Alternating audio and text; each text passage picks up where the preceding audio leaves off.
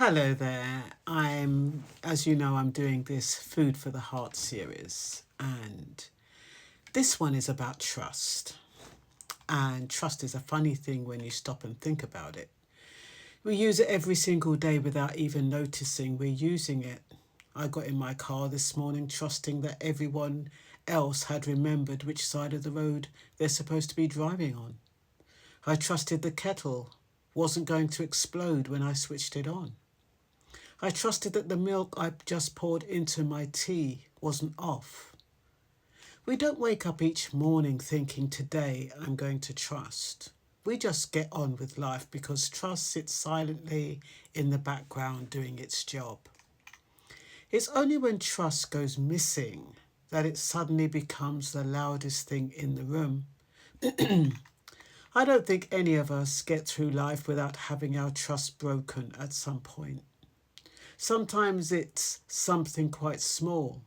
For me, if someone says, I'll call you back in 30 minutes, I expect a call around 30 minutes or, a little bit afterwards. But if they don't call at all, I have an issue with that. So if 30 minutes that they promise comes and goes without so much as a text, it means I cannot trust their word. For others, they might call themselves or tell themselves they're probably busy. They got distracted, but then their mind starts doing overtime. They've forgotten. They've changed their mind. They're avoiding me. They've gone off me.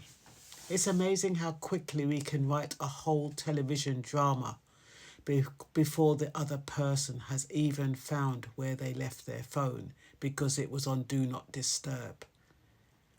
And then they'll ring a couple of days later saying, oh, sorry, I forgot my phone was on Do Not Disturb. And you're sitting there feeling slightly embarrassed that you concocted this large story because you've already mentally written them out of your will. Our minds do that because trust has a memory. It remembers every disappointment, every broken promise, every time somebody looked at you in the eye and said, you can count on me, only for you to discover that apparently you couldn't. The trouble is, once you've been hurt, you can find yourself expecting the next person to pay for what the last person did. They haven't done anything wrong yet, but somehow they've inherited someone else's debt. I've caught myself doing that. You meet someone perfectly pleasant and they're kind, they're respectful, they're consistent, and somewhere in the back of your mind a little voice says, don't get too comfortable. It doesn't shout. It's quite polite, really. Let's just wait and see. Life has a way of teaching us caution.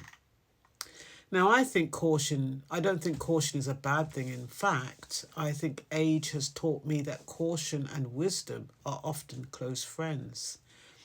When I was younger, I probably handed trust out far too cheaply. These days, I'm much happier to let people earn it. That isn't because I've become cynical. It's because I've learned that trust isn't something you prove with words. It's something you demonstrate over time. Anyone can make promises. We all know people who can make promises so beautifully you'd think they'd deserved an Oscar. Some people could promise you the moon and such conviction you'd almost start looking for a telescope. But eventually life catches up with words. It always does. What matters isn't what people say they'll do. It's what they consistently do when no one is applauding. You know what else gets my goat? Lending somebody something. They always say exactly the same thing. Don't worry, I'll look after it. Well, of course you will. You're hardly going to say, thanks very much, I'll probably lose it by Tuesday. We laugh because we've all heard it and we've probably all said it. But then there are those people who return something cleaner than it was when you lent it to them. Those are the people who understand that trust deserves respect. And then there are the people you lend a dish to. Months later, you're standing in your kitchen thinking, I'm sure I had another Pyrex. Somewhere across town, your casserole dish has started a whole new life with another family. Sometimes, sometimes I think dishes have their own social club. They disappear into cupboards they've never seen before and they never find their way home. They're only little things, but they remind us that trust is built in ordinary moments. It isn't usually the grand gestures that convince us somebody is trustworthy. It's the little things. Turning up when they say they would. Keeping something confidential because you've asked them to. Saying I was wrong without having to be dragged there kicking and screaming. They're not spectacular moments, but they're solid ones. Working in safeguarding for many years has probably made me think about trust more deeply than I otherwise would have.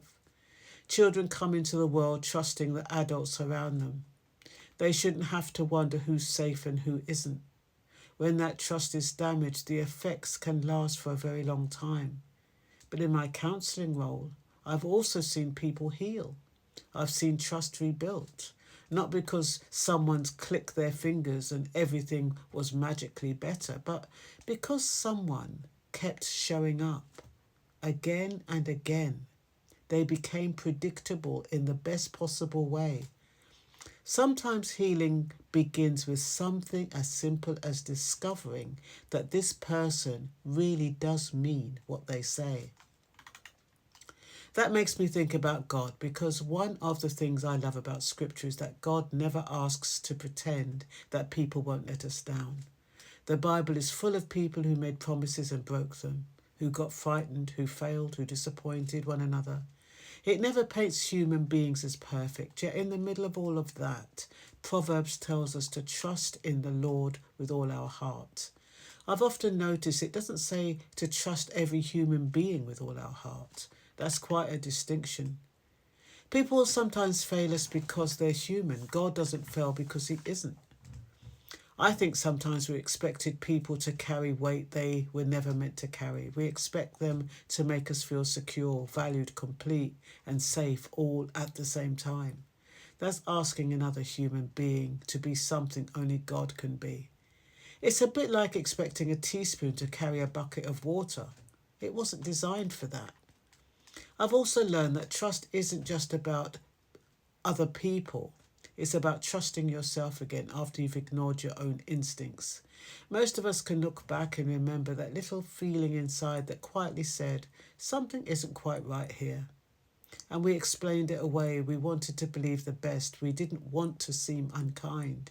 We didn't want to appear suspicious. Then later we wished we'd listened.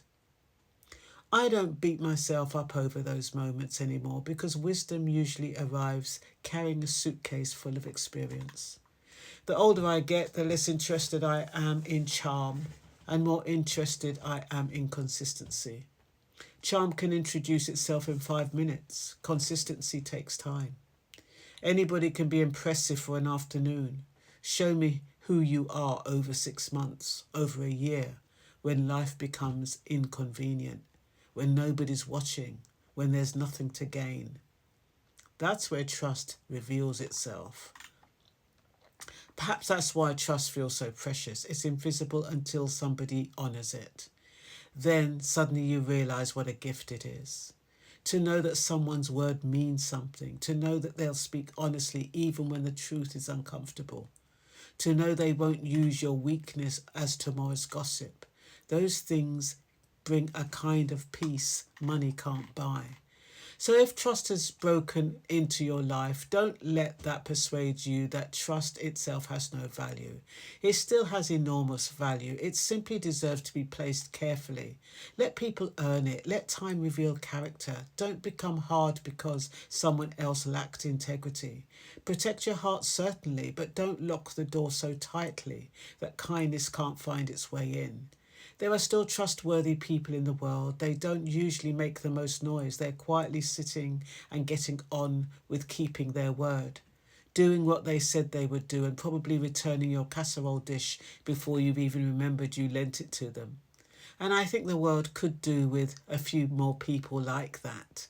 Trust isn't lost in one dramatic moment. Sometimes it quietly changes because consistency quietly changes.